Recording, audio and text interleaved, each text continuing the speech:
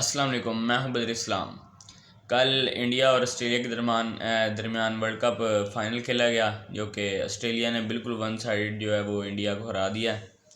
तो इंडिया तो इंडिया तो अपनी पुरानी रिवायत चोकर की तरह वो चलते रहे हैं, और उसके अलावा चैम्पियन टीम दोबारा चैम्पियन बन गई। इतनी बेईमानी करने के बावजूद भी पिच, बॉल, टॉस, हर चीज़ के ऊपर बेईमानी करने के बाद भी इंडिया वर्ल्ड कप फाइनल नहीं जीता। इसे कहते हैं कि अल्लाह की कुदरत का निज़ाम।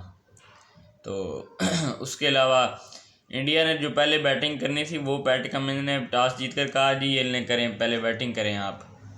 पैट कमिंस ने कहा ये ले आप बैटिंग करें पहले। इतनी मतलब कि उन्होंने अपना हर जो उन्होंने इंडिया वाले कर सकते थे वो उन्होंने अपने ट्राई की है बेईमानी। तो क्योंकि ऑस्ट्रेलिया चैम्पियन टीम है, उन्होंने ये वर्ल्ड कप जीतना ही जीतना था, क्योंकि छठा वर्ल्ड कप। मैंने कहा था अगर कोई ज़्यादा बेईमानी ना हुई, इंडिया उतनी खुल्लम खुल्ला बेईमानी नहीं कर सका ये वर्ल्ड कप फाइनल में ना। तो उसके अलावा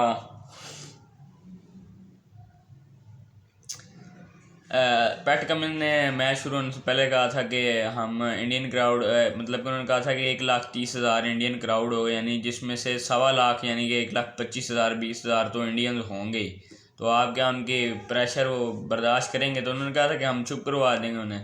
तो उन्होंने वो चुप करवा दिया। एक वन साइडेड मैच था, जिसमें अगर देखा जाए तो जो वार्नर आउट हुए वो वाइड गेंद थी, यानी विकेट टेकिंग बॉल नहीं थी जिस पे वो आउट हुए, वो बेवकूफ़ी की वजह से आउट हुए। और मिचेल मार्श बैड लक हो गया, वो भी गंदी गेंद पर ही आउट हुए, मगर उन्होंने बेवकूफ़ी भी कोई नहीं की, मगर वो उस पर भी आउट हो गए। ख़राब किस्मत शायद। और उसके अलावा स्टीव स्मिथ को देखें तो वो तो आउट ही नहीं थे, उन्होंने पता नहीं रिव्यू क्यों नहीं किया, उसके ऊपर मैं बात करता हूँ बाद में। और उसके अलावा हेड जो था आउट हुआ है, वो कैसे आउट हुआ? छक्का मार के मैं मैच ख़त्म करता हूँ, 2 रन रहते थे। यानी कि एक किस्म से ये 4 की 4 विकटें हैं ना, ये पता नहीं ये इसमें इंडियंस की कोई मेहनत नहीं है, ये 4 की 4 विकटों में। यानी एक किस्म का ये 10 विकटों से तो नहीं हारे, मगर उससे कम भी नहीं है। ये 7 ओवर पहले उन्होंने मैच ख़त्म करके वो वहाँ पर मारा है। तो ऑस्ट्रेलिया के लिए ये आम बात थी। उसके अलावा player of the tournament Virat Kohli को दिया गया। अगर यही बाबर आजम मतलब कि बाबर आजम को दिया गया, बाबर आजम ने इतने रन किए होते और पाकिस्तान हार जाता, तो इंडियन ने यही कहना था कि इस प्लेयर ऑफ द टूर्नामेंट का हम क्या करें, आपकी टीम नहीं जीती। तो मैं भी यही कहना चाहूँगा। वैसे ये यहाँ पे ये मैन ऑफ द टूर्नामेंट जो एडम जैम्पा को देना चाहिए था। क्यों? क्योंकि वो पहले 2 मैचों में आउट ऑफ फॉर्म भी था, फिर भी उसने इतना अच्छा कैरी किया है। वर्ल्ड कप का टॉप विकेट टेकर तो नहीं है, अलबत्ता उससे बहुत अच्छी कारकर्दगी है उसकी, क्योंकि वो कोई चीट वाली बॉल इस्तेमाल नहीं करता रहा।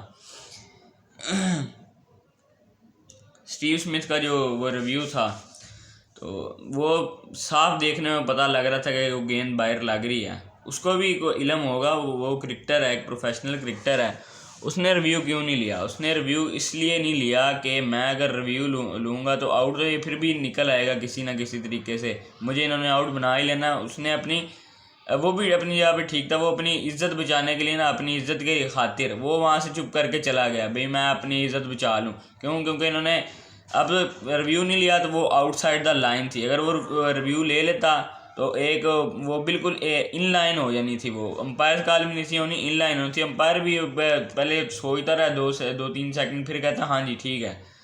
तो वो एक तो उसकी इज्जत भी जानी थी, और वो वहाँ पे आउट भी ना था, ऑस्ट्रेलिया का रिव्यू भी जाना था, फिर शायद मोराल भी जाता। ये जब वो पता लगा ना कि वो नॉट आउट था, तो फिर वो एक अलग लेवल पे मानस लबुशैन और हेड का जो है ना वो मोराल चला गया था। हेड की तारीफ़ करनी पड़ेगी, उसने जो है वो इनिंग्स खेली है वो जो वो नहीं खेलता। मतलब कि शुरू में वो स्लो खेलता रहा, ये जो कि उसकी गेम नहीं है। इनिंग्स तो उसने वही खेली जो उसने खेलनी होती है। मतलब कि शुरू में वो जो डाट खेलता रहा, ये उसकी गेम नहीं है, वो फिर भी यही गेम खेलता रहा। तो उसके अलावा हेड वर्सेस इंडिया, ये हेड ने हराया इंडिया को, मगर नहीं, ये भी गलत बात है। उनके बॉलर ने बहुत अच्छी बॉलिंग की है। 240 पे रोकना, मेरे ख्याल से इंडिया ने 60 से 70 रन, यानी इससे भी ज़्यादा, अगर वो 350 भी करते ऑस्ट्रेलिया ने चेज़ कर लेना था, तो यानी 350 से नीचे जो है वो कोई भी स्कोर ऑस्ट्रेलिया को ड्रा भी नहीं था सकता। मतलब कि सोचने में मजबूर ही नहीं था कर सकते। 350 भी उन्होंने बहुत इजीली चेज़ करना था।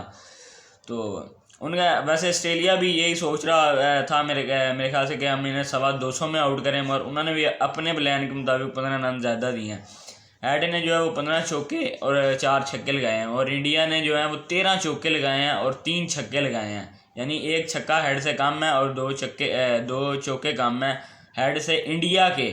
और ट्रेस हेड जो है वो इंडिया को आउट स्कोर कर गया बाउंड्रीज़ में फाइनल में, वर्ल्ड कप फाइनल में। ये दूसरा मौका था कि किसी वर्ल्ड कप फाइनल में रन चेज के दौरान सेंचुरी बनी हो, और ये पहला ऑस्ट्रेलियन है।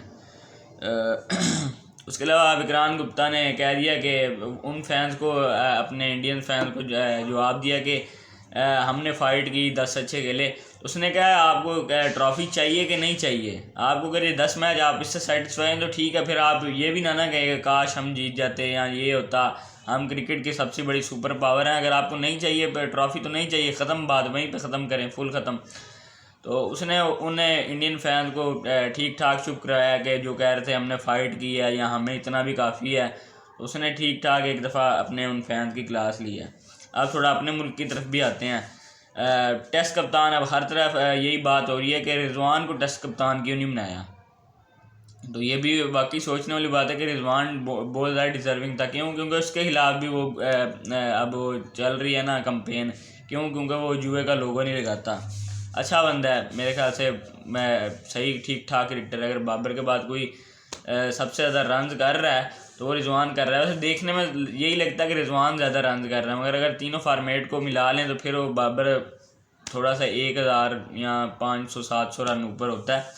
तो ये वही है, आमिर और इमाद फिर से वही कह रहे हैं। हमने तो ये नहीं कहा कि बाबर की T20 में जगह नहीं बनती। हालांकि ये उन्होंने कहा कि बाबर का नंबर चेंज करना बनता है। ये इन ऐसे चवल लोगों से ना, पता नहीं इनको शो में बिठा कौन लेता है। वो ताबिश हाशमी का शो है, आपको पता है, वो खच्चे ही मारता होता है। तो उसने कहा मैं 2 खच्चे साथ ना सामने लगा लूँ तो वो और थोड़ा सा प्रोग्राम मज़े का बनेगा।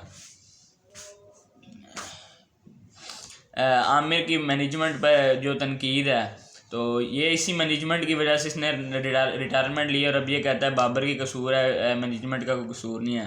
खैर उसको भी छोड़ते हैं। इमाद इसलिए टीम में नहीं खेला, ठीक प्लेयर है। इमाद इसलिए टीम में नहीं खेला, उसकी वो जो ग्रुपिंग एबिलिटी है ना उससे वो बाबर बहुत इम्प्रेस था। तो इसकी वजह से उसको बाबर ने टीम में नहीं रखा। मेरे ख्याल से बनती थी उसकी जगह, तो इसलिए इसी वजह से नहीं बनी। तो ये 3 से 4 माह ही ज़का अशरफ के हैं। ज़का अशरफ का अगर पीपल्स पार्टी इलेक्शन नहीं जीतता तो फिर तो कभी भी ज़का अशरफ जो है वो नहीं बनते दोबारा PCB के चेयरमैन। अभी भी चेयरमैन नहीं है, निगरान है, वो फैसले कर नहीं सकते। मैं तो उसके अलावा अगर कोई भी और जीतता है पीपल्स पार्टी के अलावा तो उनमें 2 ही एक होंगे उम्मीदवार चेयरमैन के लिए। एक है वो नजम सेठी और दूसरा रमीज़ राजा। दोनों जो हैं वो बाबर को एज ए कप्तान पसंद करते हैं। तो नजम सेठी के तो ये ज़का अशरफ के साथ वो वैर की वजह से ही मेरे ख्याल से एक बाबर का केस मजबूत हो गया एज ए कैप्टन। और रमीज़ राजा तो वैसे भी कहते हैं कि बाबर के अलावा मुझे कोई और कप्तान नज़र ही नहीं आता। तो अगली वीडियो तक अपना ख्याल रखिएगा। अल्लाह हाफिज़।